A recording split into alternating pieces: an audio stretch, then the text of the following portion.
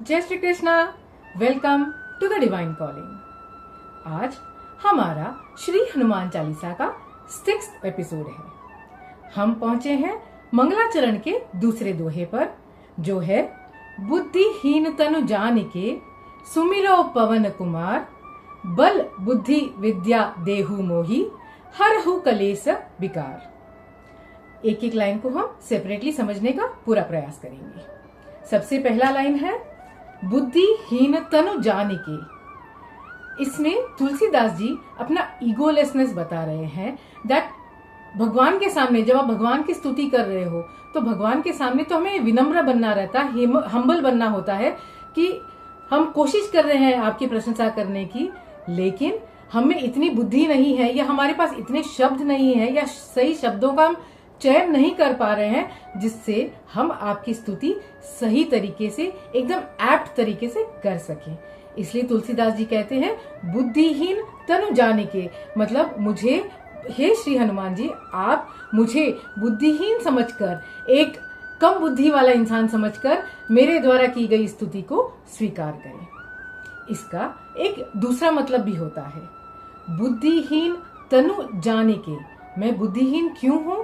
क्योंकि मैं इस तन को, तनु जानी के, इस तन को ही सब कुछ समझता हूँ, सब कुछ जानता हूँ, और इस तन को ही सब कुछ समझकर इस तन के लिए ही सारा प्रयास करता हूँ।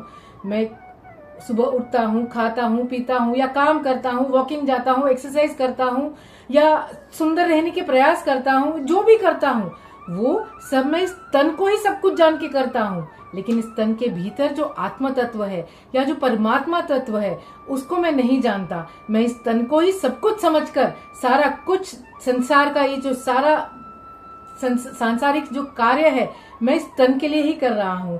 इसलिए मैं बुद्धिहीन हूँ, क्योंकि मैं इस तन को सब कुछ समझकर अपने आप को बहुत ज्यादा 30 मार का शाना समझता हूँ। तो इसलिए तुलसीदास जी कहते हैं बुद्धिहीन तनु जानिके। और इसके लिए एक बहुत सिंपल सेंटेंस मैंने बहुत सुना था and I just loved it, कि I am the wisest man alive. मैं सबसे समझदार व्यक्ति अलाइव हूँ, जिंदा हूँ। क्यों? क्योंकि because I know one thing that I know nothing.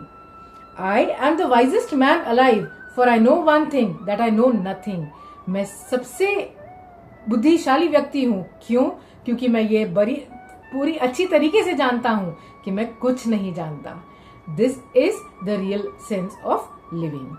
तो बुद्धिहीन तनु जानिके। सेकेंड है सुमिरो पवन कुमार। हनुमान जी को हम महादेव जी का अवतार मानते हैं, रुद्र अवतार मानते हैं, लेकिन साथ में उन्हें पवन सुत भी कहा जाता है। क्यों? इसका डिटेल एक्सप्लेनेशन हम जब हनुमान जी के प्राकट्य की कथा सुनेंगे तब हम उसे डिटेल से समझेंगे कि पवन पुत्र क्यों कहा जाता है।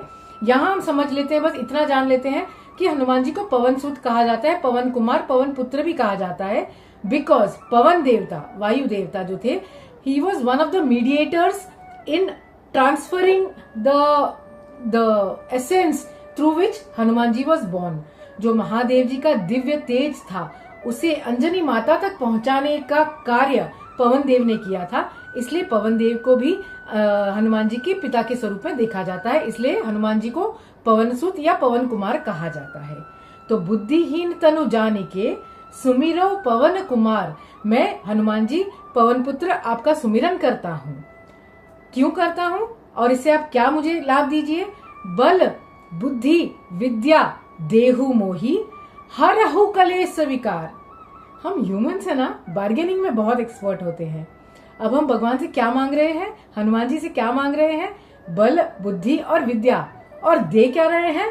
कलेश विकार। 3 लेंगे तो 2 ही देंगे, और वो भी हम देंगे नहीं। हम भगवान से क्या कह रहे हैं, हनुमान जी से क्या कह रहे हैं? हरहु कलेश विकार। हर के ले जाइए। मुझे पता है कलेश और विकार मेरे लिए अच्छा नहीं है, फिर भी मुझसे छोड़ा नहीं जाता, इसलिए आप इसे हरण करके ले जाइए, इसे मुझसे छीन करके ले जाइए। तो क्या दीजिए? बल बुद्धि और विद्या। बल यानी ताकत। ताकत मानसिक भी होती है, फिजिकल भी होती है, पैसे की ताकत भी होती है। हर तरीके की ताकत मुझे दीजिए। बल दीजिए, बुद्धि दीजिए, क्योंकि अगर सिर्फ ताकत होगी और बुद्धि नहीं होगी तो उस ताकत का क्या करना है वो आप नहीं समझ पाओगे। इसलिए बल भी दीजिए, बुद्धि भी दीजिए। और विद्या दीजिए, क्योंकि विद्या के बिना, सही ज्ञान के बिना, सही विजडम के बिना, सही नॉलेज के बिना बल को कैसे यूज करना है या बुद्धि को कैसे यूज करना है, दोनों नहीं हो पाएगा। इसलिए मुझे दीजिए बल, बुद्धि और विद्या, और मुझसे छीन लीजिए क्लेश और विकार। क्लेश और विकार बहुत तरीके के होते हैं, मैं आपको खाली लिस्ट आउट कर देती हूँ। अगर आप चाहते हैं कि मैं उन्हें डिटेल में एक्सप्लेन करूं तो आप मुझे कमेंट्स में जरूर लिखकर बताएं। क्लेश क्लेश होते हैं 5 प्रकार के: अविद्या, अस्मिता, राग, द्वेष और अभिनिवेश। एंड विकार होते हैं काम, क्रोध, लोभ, मोह, मद और मत्सर। ये सब होते हैं विकार। विकार या विकार सेम होता है, वो अवधी भाषा में विकार को विकार कहा जाता है। इसलिए क्या कहा है मंगलाचरण के दूसरे दोहे में?